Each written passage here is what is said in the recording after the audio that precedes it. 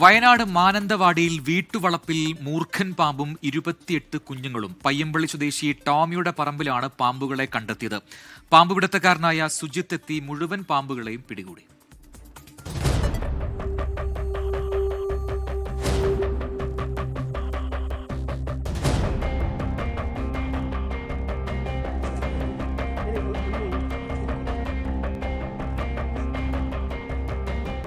രാവിലെയോടെയാണ് പ്രദേശവാസികൾ മാളത്തിൽ നിന്നും തലവെളിയിലിട്ടിരിക്കുന്ന മൂർഖനെ കണ്ടത്.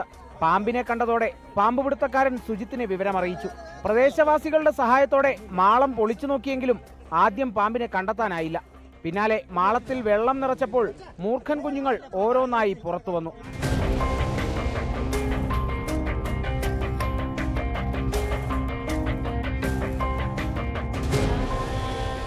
പാമ്പുകളെ പിടികൂടി കുപ്പിയിലാക്കിയ ശേഷം വനം വകുപ്പിന് കൈമാറി. 28 കുഞ്ഞുങ്ങളോടൊപ്പമുള്ള മൂർഖൻ പാമ്പ് പ്രദേശവാസികളിൽ തെല്ലൊരാശങ്കയോടൊപ്പം കൗതുക കാഴ്ചയായിരുന്നു.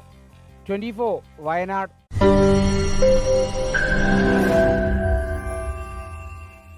ലോകത്തെവിടെയായാലും ഏത് സമയത്തും 24 വാർത്തകളും ഓഗ്മെന്റഡ് റിയാലിറ്റി പാക്കേജുകളും എക്സ്പ്ലെയിനറുകളും വിശദമായി കാണാൻ ഞങ്ങളുടെ യൂട്യൂബ് ചാനൽ നിങ്ങൾക്ക് സബ്സ്ക്രൈബ് ചെയ്യാം.